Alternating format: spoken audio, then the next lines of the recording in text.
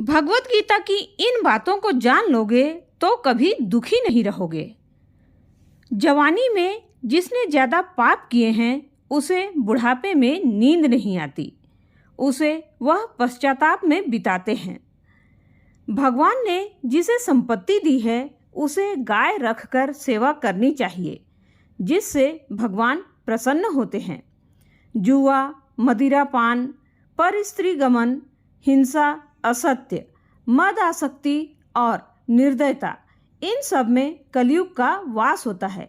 इसलिए इसका और एक नाम है घोर कलयुग। अधिकारी शिष्य को यानी कि जो ज्ञान प्राप्त करने में परिश्रम करते हैं उनको अच्छे गुरु अर्थात सद्गुरु अवश्य मिलता है। श्री कृष्ण कहते हैं, मनुष्य को अपने हृदय को बार बार समझने की कोशिश करनी चाहिए। ईश्वर के सिवाय उसका कोई नहीं है। साथ ही यह विचार करना चाहिए कि उसका कोई नहीं है इस ब्रह्मांड में भी जो उसका साथ देगा।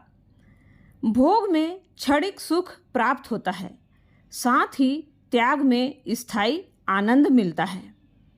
श्री कृष्ण कहते हैं कि सत्संग ईश्वर की कृपा से मिलता है, परंतु कुसंगति में पड़ना मनुष्य के अपने ही विचारों के कारण होता है।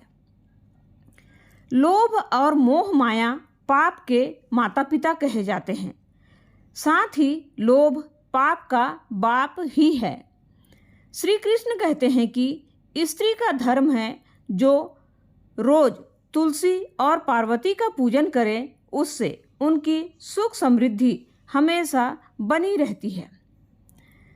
मनुष्य को अपने मन और बुद्धि पर हमेशा विश्वास नहीं करना चाहिए, क्योंकि ये बार बार मनुष्य को दगा देते हैं।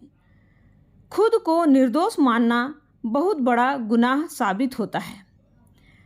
पति पत्नी पवित्र रिश्ता बनाए रखने से भगवान पुत्र के रूप में उनके घर आने की इच्छा रखते हैं। भगवान इन सभी कसौटियों पर कसकर जांच परख कर ही मनुष्य को अपनाते हैं। इसलिए मन में कभी भी गलत विचार नहीं रखना चाहिए। हमेशा आप किसी के साथ प्रेम भाव से रहना चाहिए। सुख एवं आनंद मनुष्य के भीतर ही निवास करते हैं, परंतु मनुष्य उसे स्त्री में, घर में और बाहरी सुख प्राप्ति के लिए ढूंढ रहा होता है। श्री कृष्ण कहते हैं कि भगवान उपासना केवल शरीर से ही नहीं बल्कि मन से भी करना चाहिए। ईश्वर का वंदन उन्हें प्रेम बंधन में बांधता है। मनुष्य की वासना ही उसके पुनर्जन्म का कारण होती है।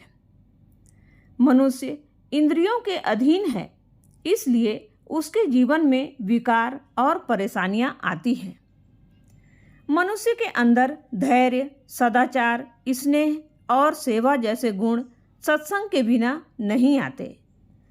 श्री कृष्ण कहते हैं, जिस प्रकार शरीर से वस्त्र मैल होने पर बदलते हैं, ठीक उसी प्रकार मन में यानी हृदय में मैल होने से उसे निकाल देना चाहिए।